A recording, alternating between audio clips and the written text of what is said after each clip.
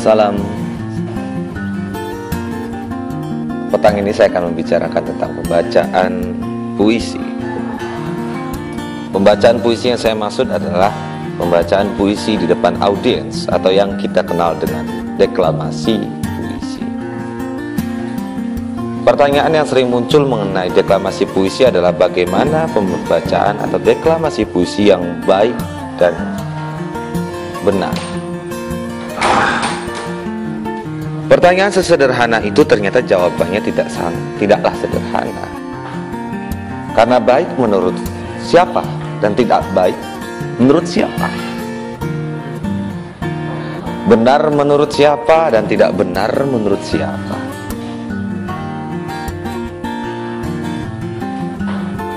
Karena boleh saja kita mengatakan bahwa pembacaan puisi yang baik dan benar adalah pembacaan puisi yang total. Nah, spesifikasi totalitas dalam pembacaan puisi itu seperti apa? Perdebatan mengenai pembacaan puisi yang baik dan benar terus bergulir. Pertentangan antara kawan-kawan yang lebih memaknai pembacaan puisi atau deklamasi puisi itu pada reading putri cenderung tidak menyukai pembacaan puisi yang semacam deklamasi, atau yang sekarang berkembang lagi dari pembacaan teatrikal dengan pembacaan murni. Kawan-kawan yang menyukai pembacaan puisi reading putri atau pembacaan puisi murni akan cukup muak terhadap pembaca puisi yang teatrikal atau deklamasi. Dianggapnya terlampau berlebihan. Kawan-kawan dari yang lebih menyukai teatrikal atau deklamasi akan mengatakan pembaca puisi yang reading putri dan atau yang murni itu pembacaan puisinya sangat menjenuhkan. Lantas di mana titik temu antara hal-hal tersebut? Nah, di sini saya akan membicarakan tentang garis tengah di antara pergulatan-pergulatan tersebut. Pembacaan puisi yang baik dan benar adalah di saat seseorang memiliki dasar-dasar yang cukup. Teknik dasar ini wajib dimiliki oleh siapapun yang berkehendak atau menginginkan dapat membaca puisi dan dapat diterima oleh audiensnya. Tanpa teknik dasar ini, pembaca puisi baiknya mundur saja dari panggung. Apa saja tekniknya? Pertama, pembacaan puisi yang paling ditekankan pertama kali adalah artikulasi.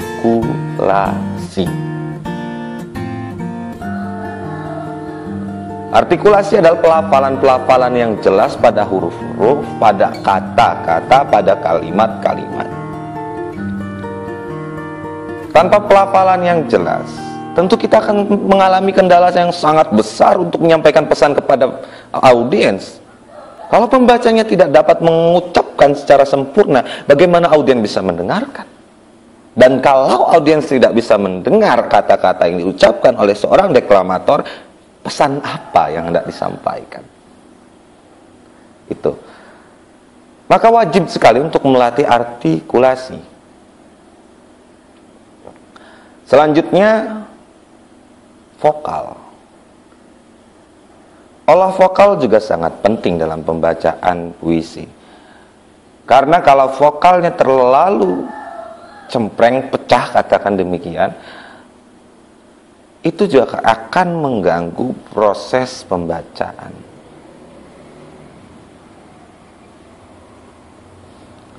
Maka sering-seringlah melatih vokal.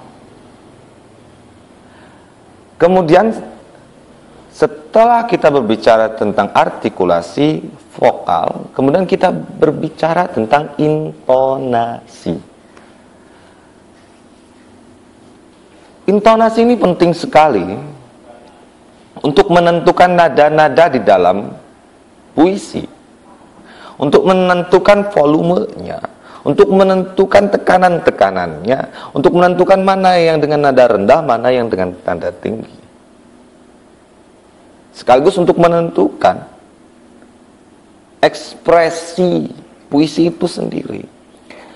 Karena intonasi itu menentukan emosi karya sastra atau emosi puisi.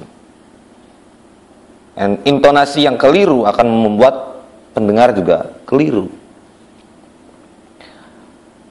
Nah, intonasi ini harus juga dilatih dengan cara, katakan kita selalu berbicara sendiri depan cermin, mengucapkan kalimat-kalimat dengan pemenggalan yang baik, dengan penekanan yang baik, dengan volume suara yang proporsional. Proporsional itu arti seperlunya, jangan berlebihan, jangan kurang juga, dan sebagainya dan sebagainya. Selanjutnya, setelah kita berbicara intonasi, beranjak pada ekspresi air muka. Kalau kita sedang marah ya marah, kalau kita sedang sedih ya sedih, kalau kita sedang gembira ya gembira, tapi kalau kita sedang bingung ya bingung. Air muka kita itu sangat membantu untuk menyampaikan rasa. Wajah kita harus berbicara.